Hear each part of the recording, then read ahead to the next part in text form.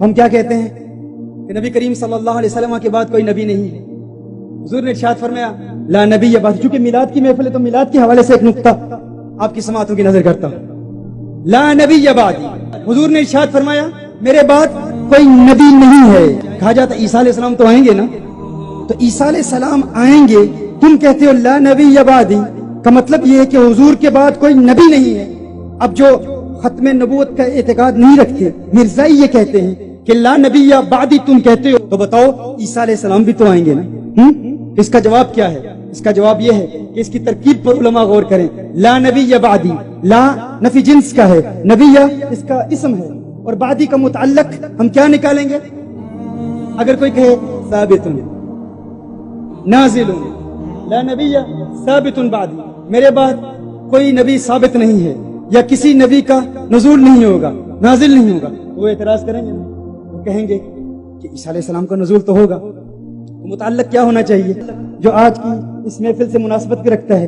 وہ یہ ہے لا نبی مولود بعدی، لا نبی مولود بعدی، میرے بعد کسی نبی کا میلاد نہیں ہوگا میرے بعد. اسی لیے ہم محافل میلاد کا انعقاد کرتے ہیں. میلاد کی محافل کا انعقاد کرتے رہو، آقا کی عظمتوں کے ترانے الاپتے رہو، محافل میلاد میں آیا کرو، لوگوں کو بتایا کرو اب آقا کا میلاد ہو گیا ہے، عیسیٰ آئیں گے، ان کا نزول ہوگا، ان کا میلاد نہیں ہوگا.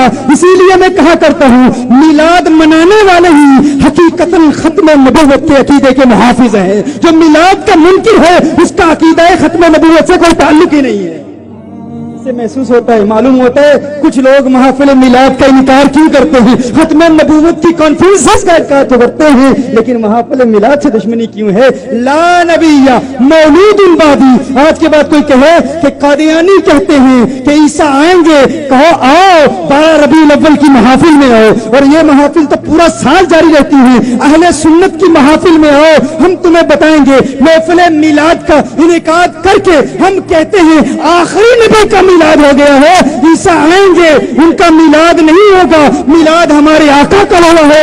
اسی لیے ہم بڑے وثوق اور یقین اور اعتماد کے ساتھ محافل میلاد کا انعقاد کرتے ہیں، اور پھر ڈنکے کی چوٹ پہ کہتے ہیں نثار تیری چہل پہل پہ ہزاروں عیدیں ربیع الاول سوائے ابلیس کے جہاں میں سبھی تو خوشیاں منا رہے. عیسیٰ علیہ السلام آئے. اب دیکھیے اس کے بعد کیا ہوگا، لیکن میں صرف یہ بتاؤں کہ پھر وہ وقت آئے گا جب اس پوری دنیا میں کوئی ایک بھی کافر نہیں ہوگا، حضور کے کلمے کا کوئی ایک بھی منکر نہیں ہوگا، سارے مسلم ہوں، سارے لا الہ الا اللہ محمد الرسول اللہ صلی اللہ علیہ وسلم پڑھنے والے ہوں گے. آج پاکستان میں مسلمان بھی ہیں، غیر مسلم بھی ہیں، دیگر ممالک میں جائیں، امریکہ میں جائیں، آپ آسٹریلیا میں جائیں، یورپ میں جائیں، ہر جگہ آپ کو غیر مسلم ملیں گے.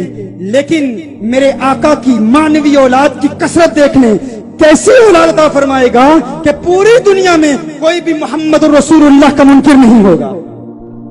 جب عیسیٰ علیہ السلام آئیں گے اس کے بعد امام مہدی جو حضور اکرم صلی اللہ علیہ وسلم کے بیٹے ہیں، حسنی حسینی سید ہیں، ان کی موجودگی میں پوری دنیا میں سب کلمہ پڑھنے والے ہوں. اور یہ بھی آپ کو بتا دوں کوئی بدعقیدہ بھی نہیں ہوگا، کیوں عیسیٰ علیہ السلام ہر بدعقیدگی کو ختم کریں گے، ہر کفر کو ختم کریں گے. سب کفر، ہر قسم کے کفر کو ختم کرنے کے بعد عیسیٰ علیہ السلام ایک کام کریں گے. مسند ابو یعلا کی ایک روایت ہے، میرے آقا نے ارشاد فرمایا عیسیٰ مدینہ المنورہ میں آقا کی بارگاہ میں حاضری کا شرف حاصل کریں. آقا کی بارگاہ میں حاضر ہوں گے اور کیا کریں گے؟ حضور کے مزار پر حاضر ہوں گے، حضور کے دربار پر حاضر ہوں گے. میرے آقا نے ارشاد فرمایا، اور اس حدیث کے سارے رجال صحیح ہیں، مسند ابی یعلا کی اس روایت میں میرے آقا ارشاد فرماتے ہیں، میں نے کہا نا دنیا میں کوئی کافر نہیں ہوگا اور دنیا میں کوئی بدعقیدہ بھی نہیں ہوگا، کوئی گمراہ بھی نہیں ہوگا، کیونکہ عیسیٰ علیہ السلام ہر گمراہی کا خاتمہ کریں گے.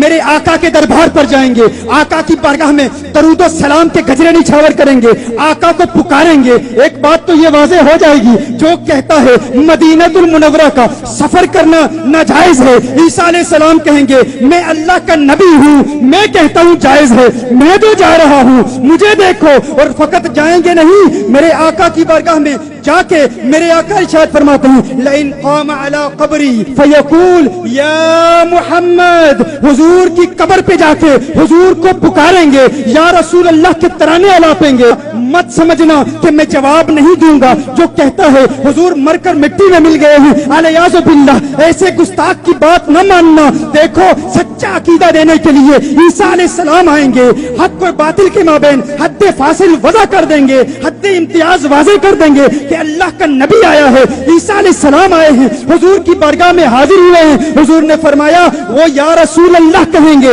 حضور کو پکاریں گے، لأجیبنہ، اور یہ مت سمجھنا میں جواب نہیں دوں گا، میں ضرور جواب دوں گا۔ گویا کہ عیسیٰ علیہ السلام بھی آ کر بتائیں گے، ہر نادان انسان تجھے سارے بتاتے رہے، مجددین بتاتے رہے، مجتہدین بتاتے رہے، فقہاء بتاتے رہے، علماء بتاتے رہے، مفسرین بتاتے رہے، یا رسول اللہ کی صدا حق پر مبنی ہے، یہ سچا نعرہ ہے، یہ سچا ترانہ ہے، اسے ورد زبان بنا لو۔ ارے تم نے مہر علی کی نہیں سنی، تم نے احمد رضا بریلی کی نہیں سنی، اب تو مان جاؤ اللہ کا نبی عیسیٰ آیا ہے اور بتا رہا ہے یا رسول اللہ کا نعرہ عین دین اسلام کے مطابق ہے۔